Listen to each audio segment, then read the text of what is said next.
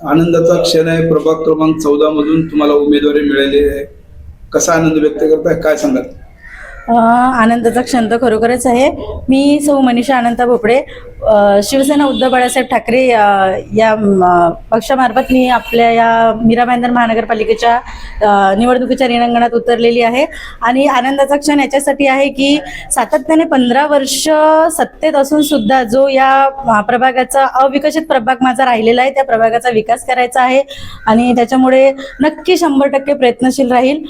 आणि मला तुमच्या माध्यमातून जनतेला असं सांगायचं आहे की खरोखर या वेळेला तुम्हाला या प्रभागामध्ये जर विकास हवा असेल, बदल हवा असेल, तर तुम्ही जे सातत्याने 15 वर्ष झालेत भ्रष्टाचाराचे आरोप असून सुद्धा तेच लोक परत त्यांनाच तिकीट देऊन किंवा तेच लोक माजी महापौर होते, आपल्या इथे महापौरचा प्रभाग होता, तरी सुद्धा या प्रभागामध्ये काहीही बदल नाही. रस्ते, गटार, पाणी, जे डिवायडर टाकून रोड छोटे छोटे, एक गाडी जायला सुद्धा माणसाला जिथे 2 मिनिटात पोहोचलं पाहिजे तिथे अर्धा तास लागतो. किंवा मार्केटचा प्रश्न असेल किंवा फेरीवाल्यांचा प्रश्न असेल, सातत्याने ह्या सगळ्या समस्याच आहेत.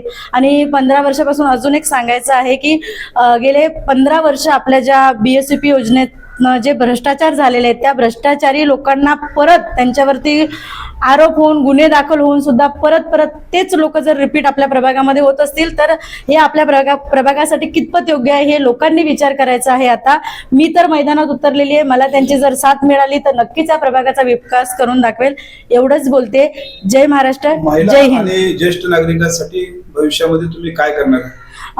नक्कीच सांगू इच्छिते की आता सध्या जे प्रकार घडतात ते तुमच्यासाठी माझ्यासाठी नवीन नाही आहेत. आणि या प्रभागात सुद्धा काही प्रकार असे घडलेले आहेत, ते तुम्हाला सुद्धा माहिती आहे सर्वांना, की आपल्या इथे जरीमरी मंदिराच्या इथे जे वाईन शॉप आहे, त्या वाईन शॉपच्या बाजूला जे काही रात्रीच्या म्हणजे रात्री जे काही प्रकार घडतात किंवा महिला तिथून जाण्या येण्यासाठी ज्या असुरक्षित आहे, याच्यासाठी वारंवार सातत्याने स्थानिक पोलीस स्टेशन असेल किंवा महानगरपालिका असेल, गाड्या उचलण्यासाठी आम्ही सातत्याने त्या गोष्टीसाठी प्रयत्न करत असतो.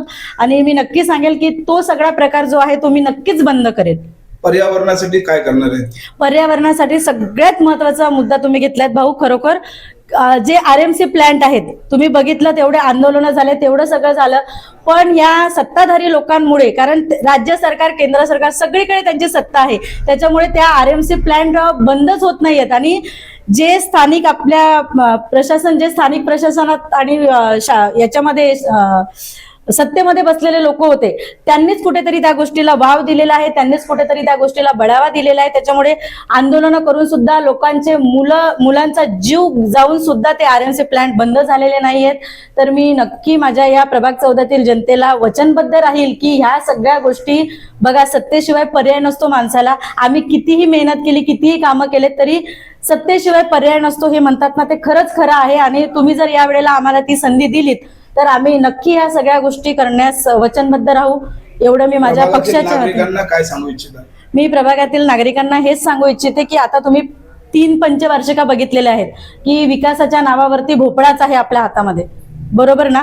विकासाच्या नावावरती फक्त भोपळा मिळतो. कारण जिथे विकास बोललं तिथे तुम्ही जाऊन बघा, तिथे विकास तुम्हाला दिसणारच नाही. म्हणजे तो हरवलेला विकास आहे, तो आपल्याला कुठेतरी शोधून काढायचा आहे आणि तो आणायचा आहे. या प्रभागाचं कुठेतरी ना मुलांना खेळायचं मैदान आहे, एक मैदान आहे जेमतेम एवढ्या मोठ्या 40,920 लोकसंख्येच्या याच्यामध्ये एरियामध्ये जर एक खेळाचं मैदान आहे तर मुलांनी खेळायला कुठं जायचं?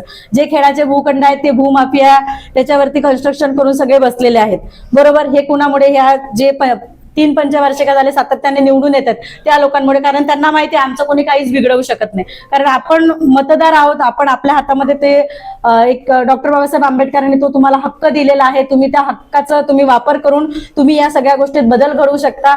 एवढीच विनंती करेल की खरोखर या टायमाला तुम्ही हा बदल घडवून आणा. प्रभाग 14 मध्ये तुम्ही आल्यानंतर बदल होणार? हा 100% मी तुम्हाला या गोष्टीसाठी वचन देईल की नक्की हा सगळा बदल होईल. कारण भाऊ, सत्तेशिवाय पर्याय नसतो. जर मी मीरा भाईंदर महानगरपालिकेमध्ये या प्रभागातून निवडून गेले तर या जेवढ्याही समस्या आता बोलले मी, ह्यातल्या मी ह्या सगळ्या समस्या सोडवण्याचा 100% प्रयत्न करेल, एवढं वचन देते. धन्यवाद.